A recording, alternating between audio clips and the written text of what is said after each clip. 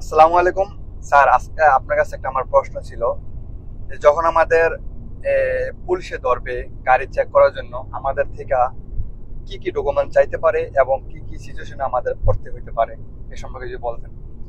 আসসালামু আলাইকুম সবাইকে। জাকির হোসেন জিসান, শিক্ষক ও পরিচালক, জিসান বাংলা বাচন অনলাইন স্কুল। ইতালিয়ান ট্রাফিক আইন কানুন জানুন এবং বিপদ থেকে বাঁচুন।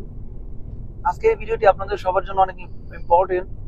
যখন আপনারা রাস্তায় গাড়ি চালাবেন, আপনাদের পুলিশ অনেক সময় পুলিশ কন্ট্রোলের জন্য থামাইতে পারে, কন্ট্রোল দেল্লা পুলিশিয়া। তো তখন আপনাদের কাছ থেকে চাইতে পারে যে ডকুমেন্টস গুলো, সেগুলো সম্পর্কে আপনাদের ধারণা থাকা লাগবে এবং সেই ডকুমেন্টস গুলো অবশ্যই আপনার রেডি থাকতে হবে। যেমন ধরুন, যখন পুলিশ আপনাকে কন্ট্রোল করবে, প্রথমে আপনার কাছে চাইবে আপনার পাতেন্তে। আপনার কাছে পাতেন্তে বি আছে, আপনি সেটা দেখাবেন গাড়ি চালানোর জন্য। তারপর আপনার কাছে চাইবে কার্তা দি সার্কুলাশনে, গাড়ির বই। এই গাড়িটা কোন কোম্পানির, এই গাড়িটা কার নামে রেজিস্টার করা, কবে রেজিস্টার করা, এই গাড়িতে কি কি আছে, এনিহাও এই জিনিসগুলো আপনার কাছে জানতে চাইবো।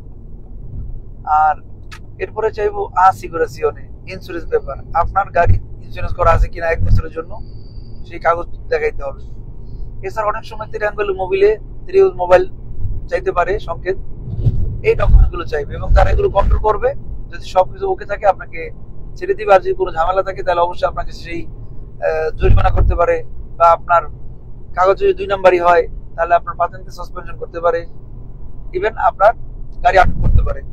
এই জন্য আমাদের কাছে এই ডকুমেন্ট গুলো থাকা লাগে। এবং পুলিশ যখন আপনাকে থামাবে, তারা একটা পালেক্তা বিয়াঙ্কা রোসা, লাল এবং সাদা লাঠি ধরে আপনাকে থামাবে, আপনার দিকে নির্দেশনা দিবে এরকম করে যে আপনি থামেন। অনেক গাড়ি চলাচল করবে, কিন্তু আপনাকে ইন্ডিকেট করলে যখন আপনাকেই থামতে হবে। যদি আপনি না থামেন তাহলে কিন্তু আপনার বিরুদ্ধে মামলা হইতে পারে। তো এই বিষয়গুলো সতর্ক থাকবেন এবং জানা থাকা ভালো। পরীক্ষার মধ্যে এই প্রশ্নগুলো আসে, সো পাতেন্তে পরীক্ষায় আপনাকে জানতে হবে আপনাকে কি করতে হবে।